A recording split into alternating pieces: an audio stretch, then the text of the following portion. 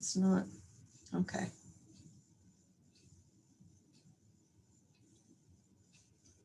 Good morning, Jace. Callie, Reagan. Good morning. Good morning. Good morning. Good morning. Okay. Reagan, I'm not sure if you were on Friday or not, but we had some discussion about the issue we talked about in advising that relates to other students too, and that is regarding whether or not you can, let's see, what was it we were going to check into? I think you were told that you A certain number of hours. At right, Delta or yeah. We talked. So were you in that class that day, Friday, when we talked about? I think I left like 5 or 10 minutes after because I had already been advised. Okay, all right. Well, what we talked about that Jace contributed, it was real important, is that if you have financial aid involved, you have to go to the registrar and then the financial aid in order to make sure that if you do something off campus, you can have that count, right? And when you do something like, say, at Delta, you would have to enroll as a non-degree student in order to have those count. So you have two things to do. Only one thing to do if you don't have any financial aid issues, but if you do, then you have two things to do. And you need to be sure that you do that if you do anything off campus or on, say, straighter line. Okay, thank you. Mm-hmm. Okay.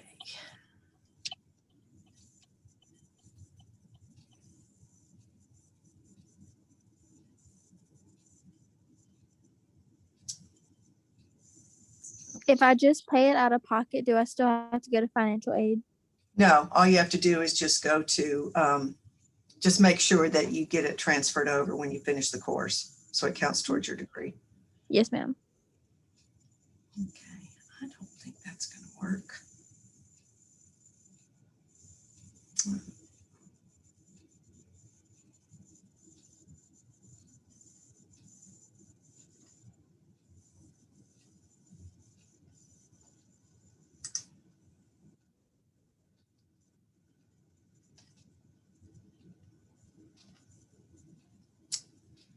Okay, we're going to include this.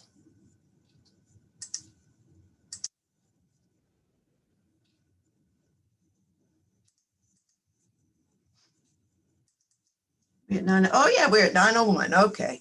All right, everybody make sure that you do type your name in for attendance today. And I did not do attendance Friday. I need to double check that. I was doing that last night and I need to double check that. But in any case, I will definitely have attendance today.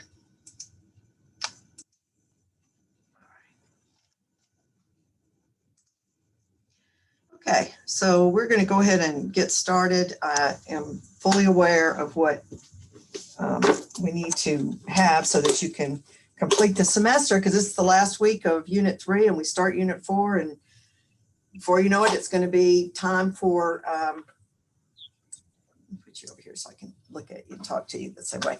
It's going to be time for final grades, right? So Right. the two things that I need to make sure I get done for y'all today is the instructions, the instructions to complete your cross-cultural project, and also your quiz 1.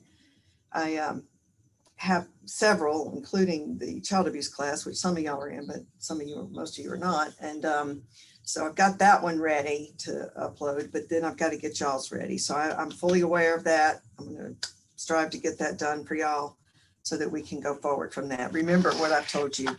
If for whatever reason, my personal delays, tornadoes here or anywhere else that causes delays or issues on campus, whatever, that if I cannot get something posted for you that's on the syllabus, you are not responsible for that. So all I can do is grade you on the points that are on the board, right?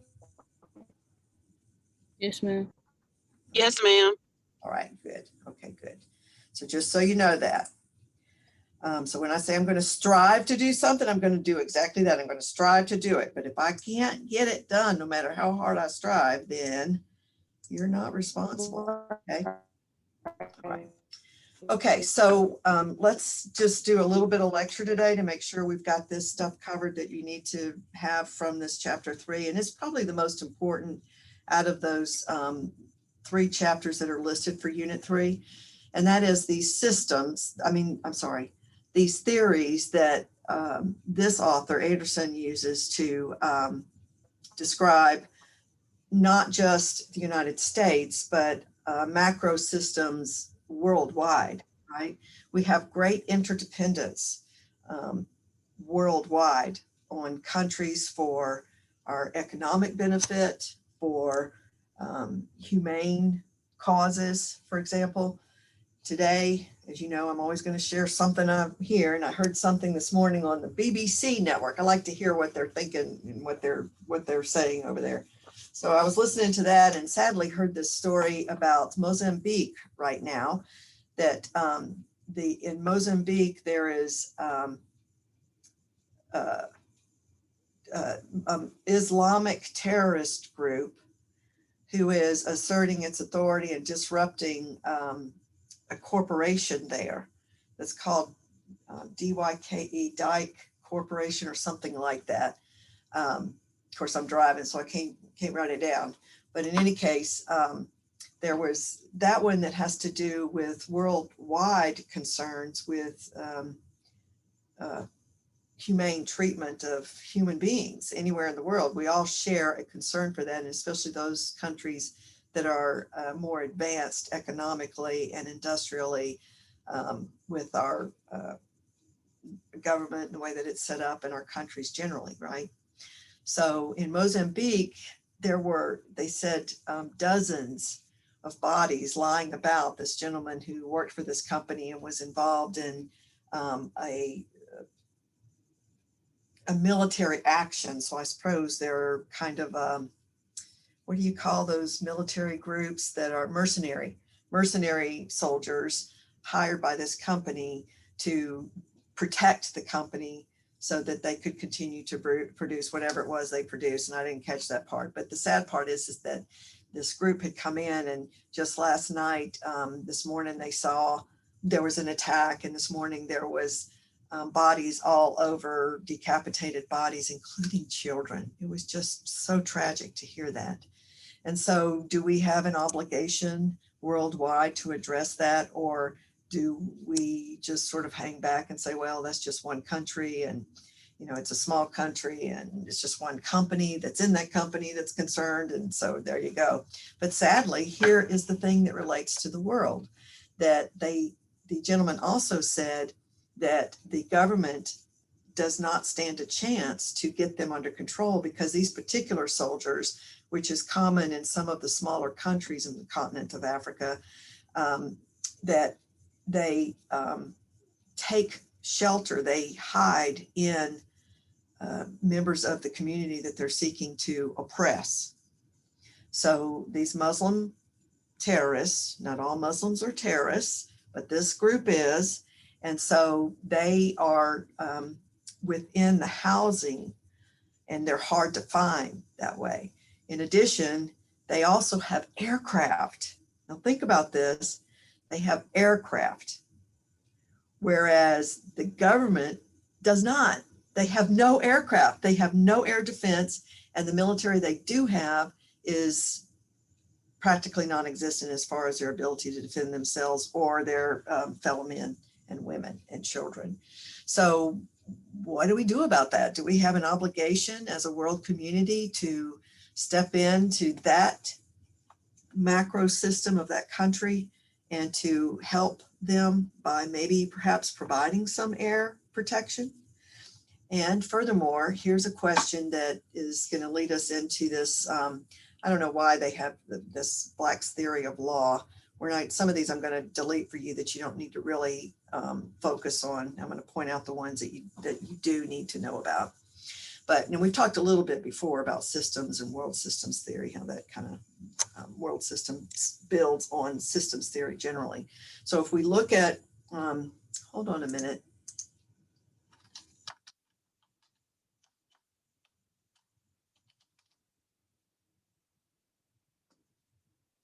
Yeah, there's the country right there. Look how small it is. Let's see. Here's the Mozambique attack. Let's see what they have there.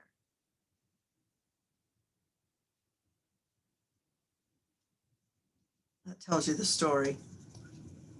I'm not sure what this company does.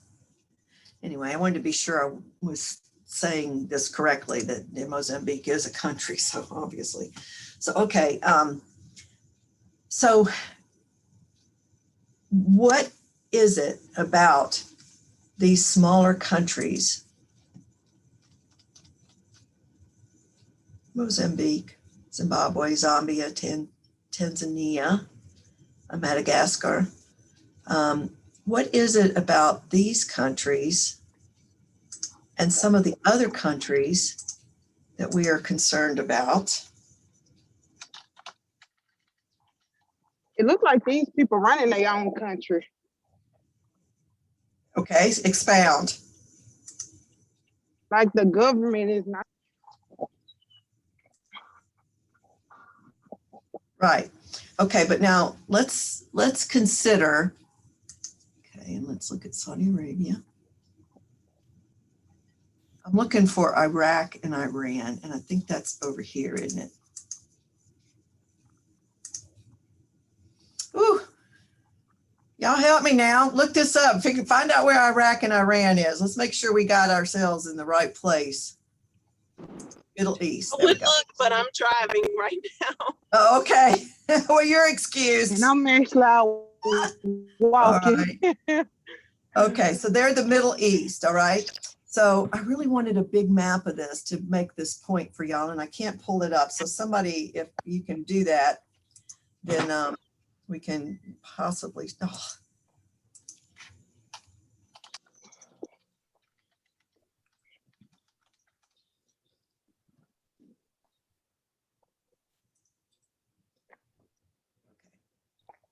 All right, so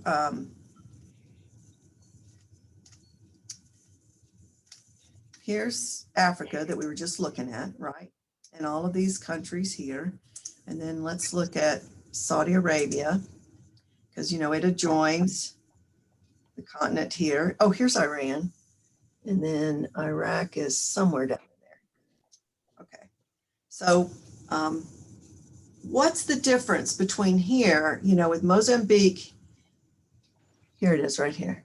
So Mozambique is South Africa, I see. And then we've got the countries up here, and I can't find the map right now, so we're just going to look at it like this, okay? Why is it we can do air power here,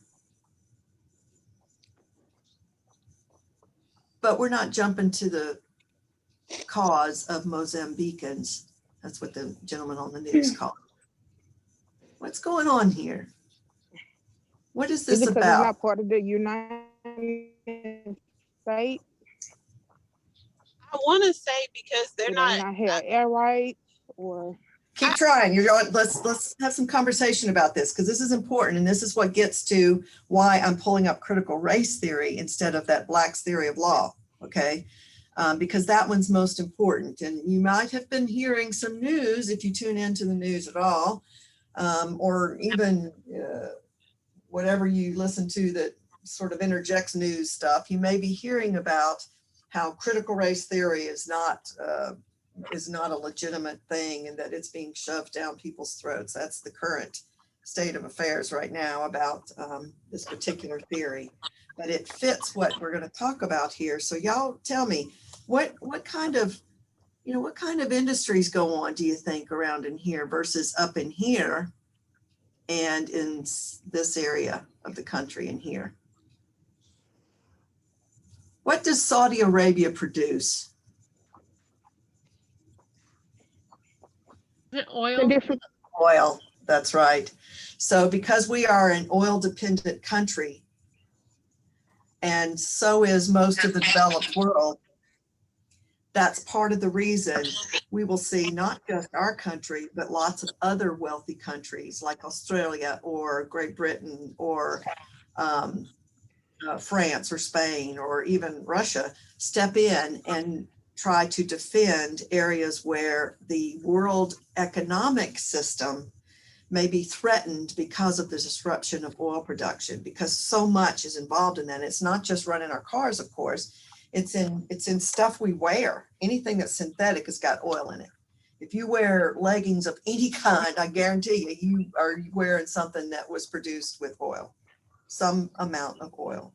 So any kind of synthetic fabric is oil. Plastic bottles are oil. When they get like that nice commercial that I've seen this weekend, I paid attention to, of the recycled bottles for Coke and Pepsi and Dr. Pepper, I think it is, that those little pellets and stuff, that's oil, right? And so they may make that into clothing or recycled bottles. That's great, but that's still oil-based. So you got to be able to feed that source of energy still, right? But down here, what do we know about Mozambique? Right off the. So right is it because they don't produce anything, or it's not a big deal to like the United States, so that's why they don't bother with it? That's exactly right, Renata. Exactly right. That's why they don't bother with it. So some might say, however, that not only do they not bother with it so much here, because I'm not sure where diamond, what do you call it? The red diamonds or blood diamonds? Yeah. I sure was gonna ask you about that. Like, I wonder where it's located at.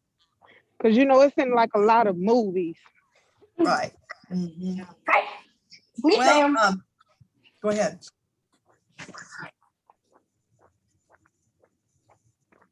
Let's see what they produce.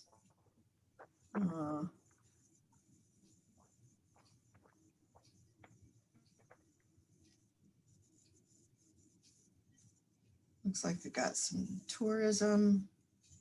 They had a civil war. Climate politics, foreign relations, economy. It's classified as a heavily indebted poor country. In other words, so it borrows a lot.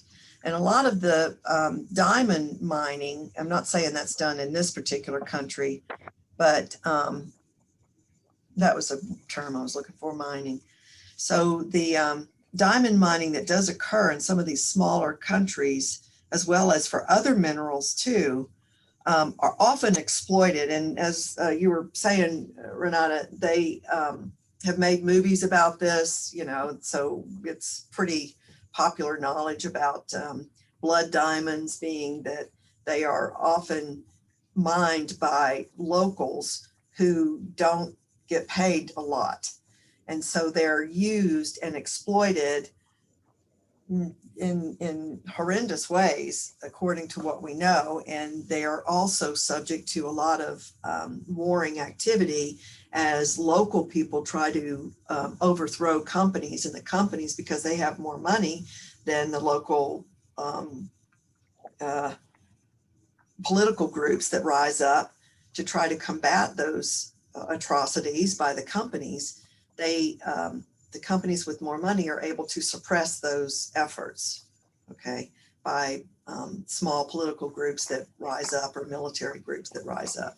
And the countries don't make any waves because the government of the countries that mine diamonds, I'm not saying Mozambique does, but some of y'all can look at that, pull it up too and read it. But of those countries that do mine various minerals, including blood diamonds, uranium is also very important, and so is plutonium. And those let me back up. Let me not say plutonium. I know about uranium for sure, but I'm not 100% on plutonium if that's manufactured or not, if you're with me. Okay. All right. So, so blood diamonds we know are mined in these smaller countries where they are poor, and also other minerals like uranium. Okay, so what else could be going on aside from, go ahead. Go ahead.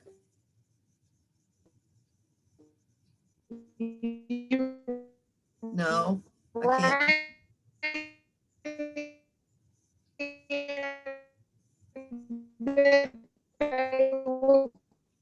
I'm not hearing. It's kind of warbly.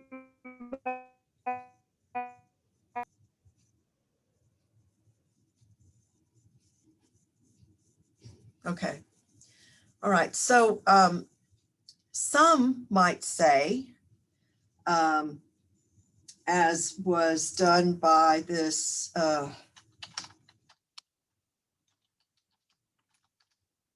see. Okay.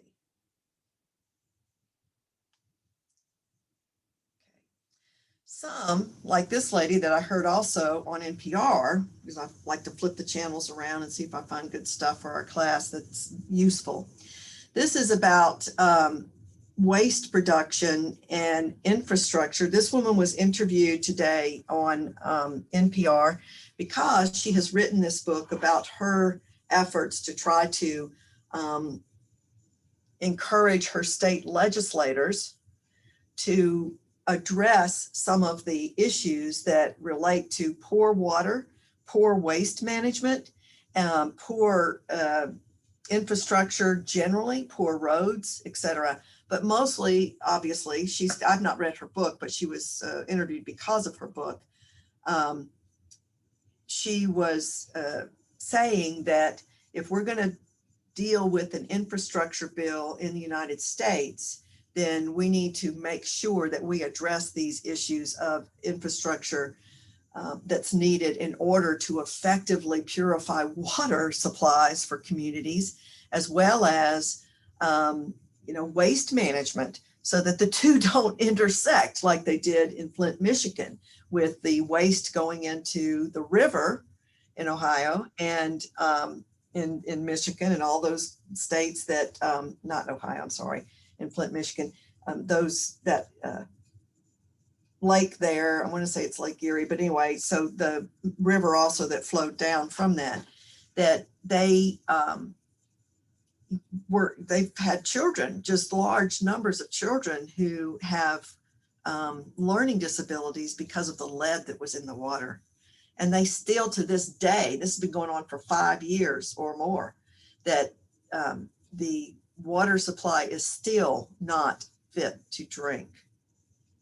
And that they have to still be careful, as I understand it, to when they bathe or brush their teeth or whatever, that they have to use bottled water.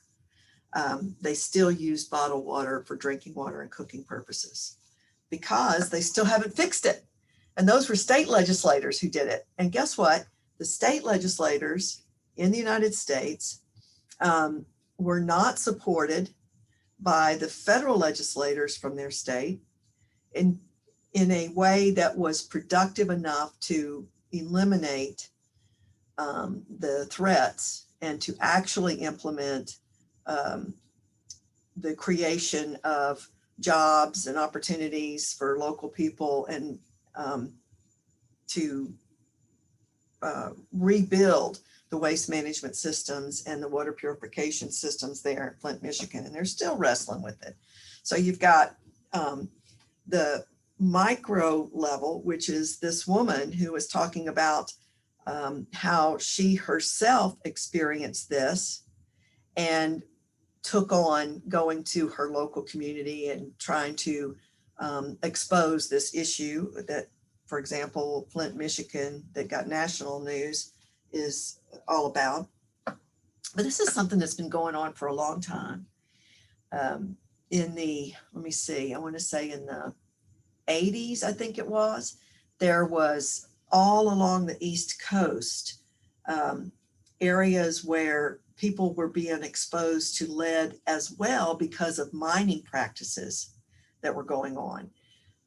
And large communities. When I lived in Alabama, a nearby town was Anniston. Anniston, Alabama had an outlying area, and it actually was a thriving Black sub-community of Anniston, the city. but it no longer exists, not because it was burned down like in Tulsa or Rosewood or Atlanta or any of those other states and cities where towns were demolished by violence. In this instance, there was waste by the chemical company. I wish I could call the name of it at this moment, but I'm trying to get through our list. And so anyway, I'll think of it later. But right now, just know that there was a huge chemical company that's still there to this day. It switched its name, okay? But before it switched its name, the ground was getting infused by the runoff of this company when it was creating these chemicals.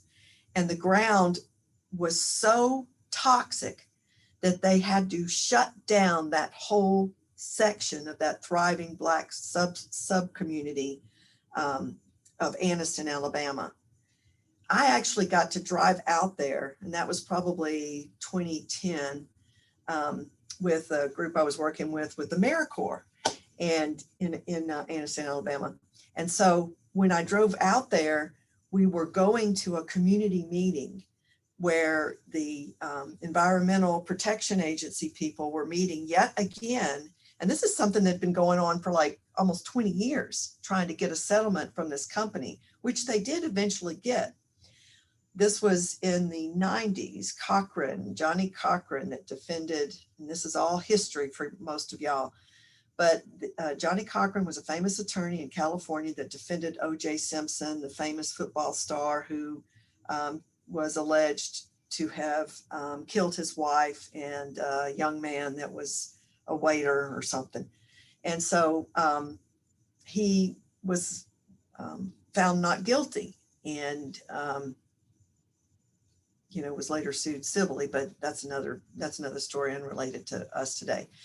But in any case, that attorney's group, even after he passed, they were still working with Anniston from the 1990s, mid 1990s to when I went in 2010. And the Environmental Protection Agency meeting that I was driving to attend with my AmeriCorps volunteer colleagues was meeting to talk to them about how to measure their soil to see if it was yet safe to plant, small little gardens. And they found that they could not, because what happened is the ground actually sank. I literally saw this. There was a church that was part of that community that had a road going up to it that to this day is closed off, because I know, because I was just in Alabama and was over there checking out stuff again. I always go and check out where I was. And that was before the storms. Anyway, so the ground actually is still sunken. And this church that was available, this woman who actually had lived there during that time, she was an older volunteer too for AmeriCorps at that time. And so she said, yeah, we used to just drive straight down this main road, and where the town's all basically shuttered down, and drive straight up to that church. But now it's blocked off. The only way you can get to it is off of the highway, and you have to drive all the way around a circle to get up to it. But they still have parishioners. There's nothing around it. I don't know how big the area is around that church, but it's just sitting there like a cake with some kind of something on the top, like a wedding thing on top or whatever, it's just sad. So here we've got this woman who happens to be Black, fighting about waste in her community, still to this day, wants to have a voice in the infrastructure legislation that's currently being proposed on the federal level in our country. And I'm seeking to contrast that for purposes of looking at our theories with what's happening that I also heard about in Mozambique. What do they have in common? There's actually two things. One that's clear, and I sought to get you to think about, and I think you were responding to that, is money. Large corporations and their ability to make money. So it is in Anniston with a company that changed its name, Monsanto. That's what it was, Monsanto, and it was something else that started with an S. But they changed their name from that to Monsanto, and they're still in business today. And you still can't live out there. Money talks, BS walks, so the saying goes.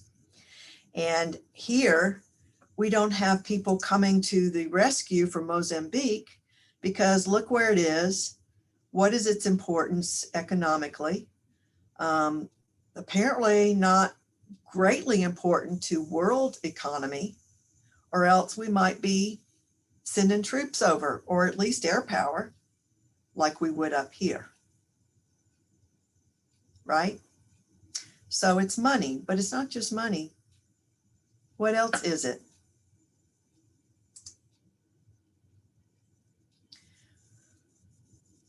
What do you think it is?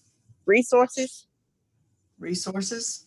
What do the people in the Middle East, the people in Mozambique, and the people like Cynthia, what's her last name again?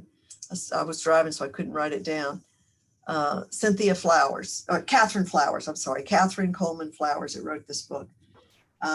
What do they all It's have? got anything to do with like religion, Race. their religion? Not their religion. Race. Who said race? Tamara.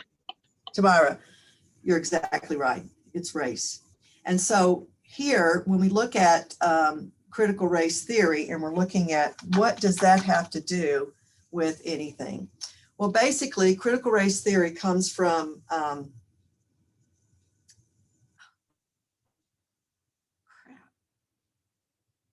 Derek Bell.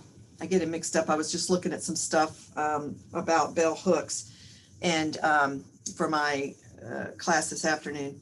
Anyhow, so Derek Bell was an attorney who wrote about critical race theory, and it was a legal theory, but it has applications to every aspect of academia and also every aspect of understanding sociologically what goes on in communities that help us to understand what the barriers are in world systems in this case, but also in our local government systems, not just on the federal level, but also on the state level.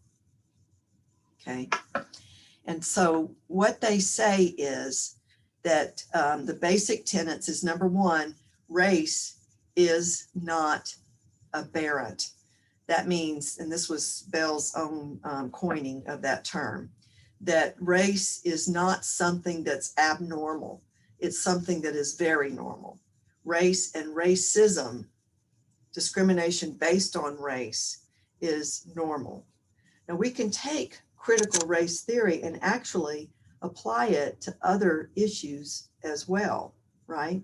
Just like we can take feminist theory and apply it to understanding other issues besides those that deal with women.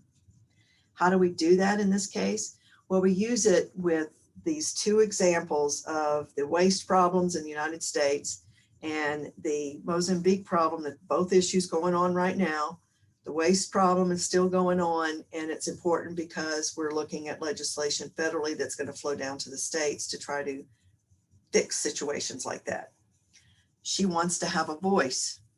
So that's macro system from the micro level, her own experiences through meso, her family, and into her local community groups, and then into state level, right? And hopefully, maybe even in influencing federal level too. So this instance of critical race theory applied to that shows that not only is economics an issue, but race, because of the tenets of race theory, explain part, not entirely, of what's going on in both of these situations that I brought to you this morning that are current events, okay? So he believes that and he puts that out here, you may see that the self-interest of elite whites was what the Board of Education was all about, the Brown versus Board of Education that created desegregation. That law was passed the year I and my husband were both born in 1954. And it took until we were in high school for Louisiana to finally desegregate schools. Think about that. The reason for that is because, by the way, the law said, or not the law, the decision said, with all due deliberate speed. Well, deliberate speed for some states took 20 years or more. And that's what we experienced in Louisiana and many of the areas, not just in Louisiana, but also in Massachusetts, of all places. You wouldn't think they would have had race riots, but they did. And they were white folks protesting desegregation. And as a result, that's why Derek Bell would say that race is not abnormal and that it also pays off for the dominant group to appear to be concerned about non-dominant people, whether they're Black or Asian or Latina or Latino, Indian, as from some of those countries from the Middle East, or they are Native Americans. So race has application not just to Black politics in the United States as far as race goes, but also all other of non-white people. And that's because whites right now are the dominant population and still are. We are shifting. And I've said this before, that when we can embrace diversity as a strength, as great as our Constitution provided it for us as an open document to live and learn from, then we will truly, truly be a outstanding form of democracy, as an example for the world. That if we can do it with all of our frustrations, all of the hard stuff we've been through all these years to get to where we are, as diverse as our society is, then perhaps other countries can too, including maybe Mozambique, where the warring factions, the group trying to take control and push out the corporations dominant white, to the warring group oppressing its own people, the Islamic group that wants to push that company out and wants to take over the country, but also wants to eliminate non-Muslim people. They're the group that's attacking are Islamic terrorists. There we go. Islamic terrorist group is what they said on the news. So they're seeking to dominate by religion, not on race. But the whole country, its dominant population being Black, Mozambican, are still oppressed because of the power of economics with that company that's there trying to take advantage of whatever that company does in Mozambique. So critical race theory has an application there. In this case, we would say that race still plays a role, even though the dominant culture in Mozambique is Black. Still, the white elites are maintaining control and putting this out, probably are partly responsible for it hitting the news as it does, if not for all of the atrocities that were done overnight, right? Because they want to stay in business. So we'll see. It'll be interesting to see what happens with that situation if we hear any more news about that. The other is that race is not biological. Indeed, we know that there are biological traits, but it is more a social construction. Ethnicity is what is really like biological, not race. Race itself is a way to categorize people by skin color in order to oppress or prevent their advancement, such that the dominant culture, whatever it is overthrown. Okay, so that's the other issue there. And then that there is an intersection of race with other factors, but race always is present in most of the other factors in which we find that intersection, that interconnectedness between being oppressed, for example, and this article talks about that, being oppressed because you are non-white. You could be any of those other colors that I've mentioned, black, brown, Asian. I don't like calling that yellow because to me that's not, I don't know. Anyway, that's me. And then Native Americans or indigenous people in the United States.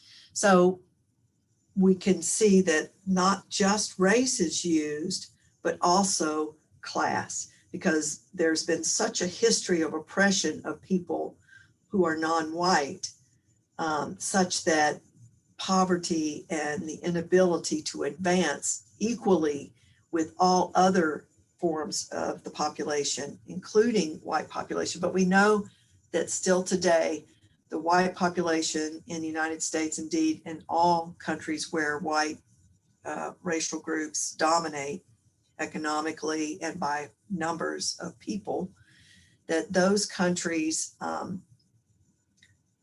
tend to not be quick to concede power or to share in the wealth. And so we allege that there may not be enough initiative by some of those populations, the non-white populations, right? So we've got white up here and we've got everybody else, right?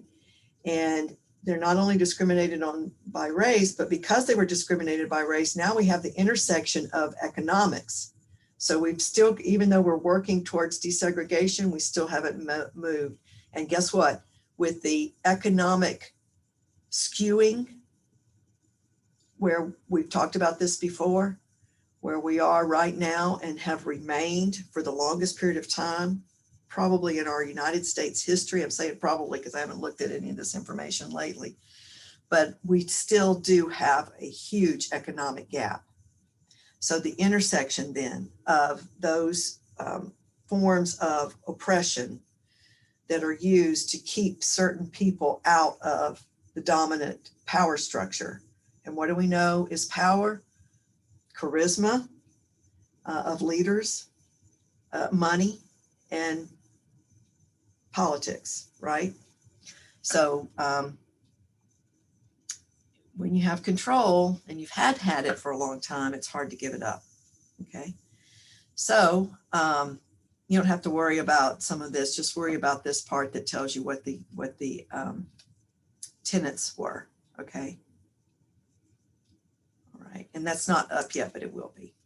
Okay, so let's quickly look towards the systems you need to read about in this chapter 3. The systems theory we know is based on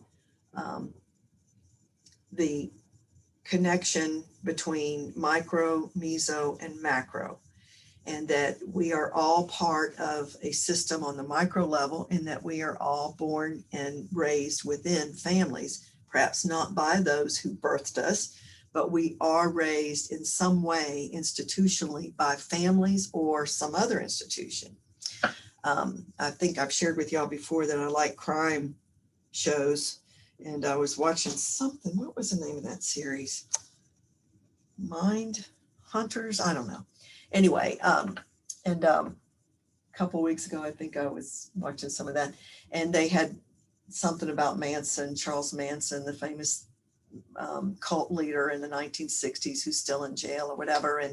And he was saying that he was raised by an institution and it wasn't the family, that very early in his life, he became part of the juvenile justice system, first with foster care, multiple homes. And then by the time he was, 11, 12, 13 years old, he was already in carceral, C-A-R-C-E-R-A-L, carceral, a good vocabulary word if you want to put that on the glossary. So carceral means detention or punishment related institutions, and juvenile justice facilities or detention facilities more specifically are carceral institutions for young people. And of course, prisons are carceral places or detention facilities for adults where serious crimes have been committed, and not necessarily violence against others, but violence against a community, like robbing banks. I don't know. So systems theory. So we have interconnected parts. We start out with our family, and then we move into the next level of institutions that are, that we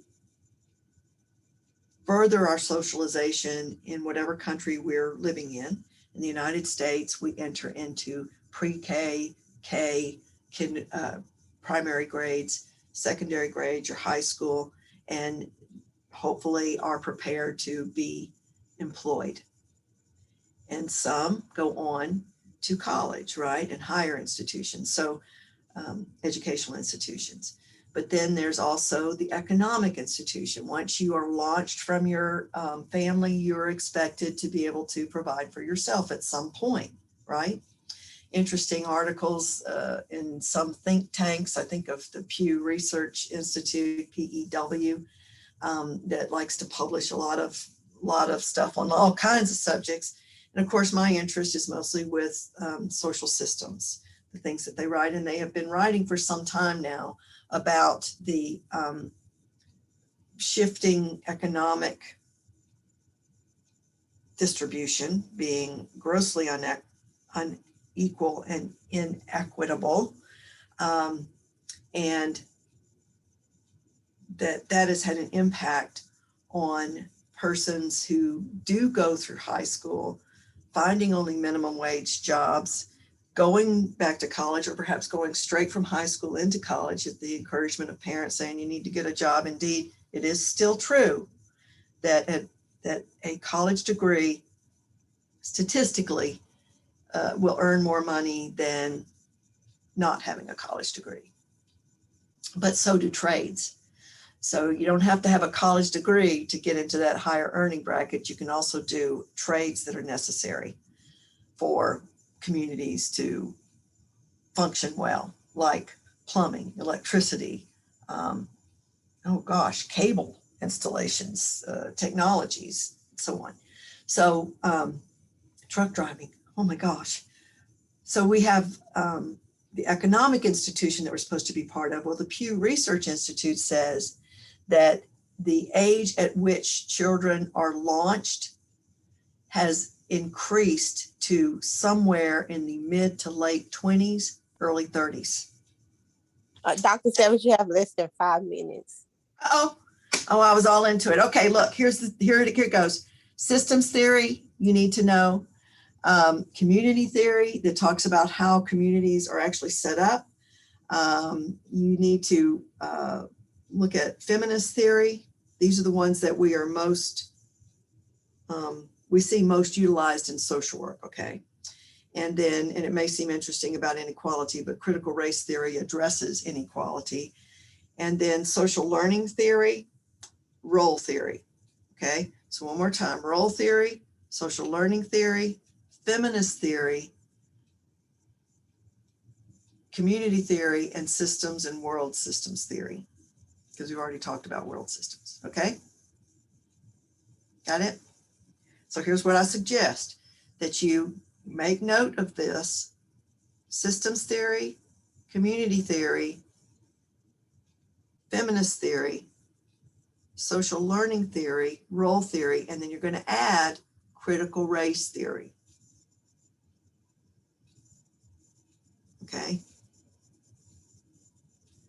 And you're going to read that article, that section that we went over today about the tenets of critical race theory, so you know what they are, and you'll be ready to discuss with me Wednesday about that. Okay. And then we've talked today a lot about this. I've given you some current events that hopefully we're demonstrating some of that if you didn't get lost in that discussion. And then the community theory that talks about how we are interconnected with lots of other communities. And then feminist theory, considering the world from a different perspective of dominant culture. That's all feminist theory is about, okay? And then, well, it's not all that it's about, but that's the primary tenet. And then social learning theory, that we learn by what we are instructed as we are socialized by the family and then on into larger institutions. And then finally, role theory, that how roles are assigned to us, we seek to fulfill those roles, right? So, and those are theories that you should have been exposed to before. Okay, any questions?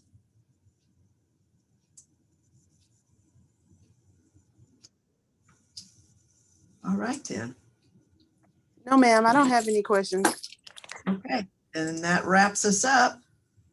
I do have a question. It's not concerning this though, but did you Okay. get a chance to take a look at the schedule that I was asking you about the forensic social work? You know what? I found myself looking for that Friday, and then the last person I advised was at 6 o'clock Friday, so I just shut down. So no, I don't have that yet for you, but I will, now that I'm at my office, I'll go run down the hall and see if I can catch Dr. Salisbury. She can tell me where it is. Okay. Okay, then. Thank you. I also have a question. It's Chris. Okay. Mm-hmm. Well, I don't have a question. I just want to tell you something real quick. I did schedule my my summer course that I had needed that we talked about. Uh-huh. That I had to take here, the 4070. Right. But and I wanted to see like what you thought about me taking let me see what the name of it is. It's called Diverse Communities. It's an MA course. It's with Jana It's a what Perkins. kind of course? It's a Diverse Communities course. Okay. I wanted to see what you thought about that course, about me taking that kind of course. If you would be taking it as a general elective, It's an elective. Oh, okay. Well, if it's a general elective, that's fine. And if you need it, that's fine. Or if you're taking it for a minor or whatever, yeah, that's fine. Yeah. Okay, yes. Just so you started out telling me something about, the research. So you're not taking that as a research course though, right? It's a social research course. It's a social work course. Okay, the diversity one. Oh yeah, okay. Yeah, it's the general, yeah. 4070. Yeah. Social work. 4070. Okay, I'm getting confused because sociology 4070 is research. Hold up.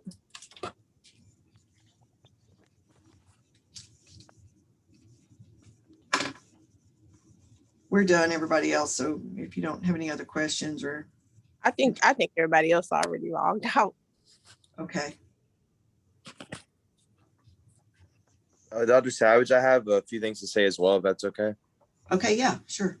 You can go ahead. I'm looking this up. Okay, thank you. Could you turn the recording off maybe for now? Oh yeah, sure. My goal this summer is to figure out how to edit those videos.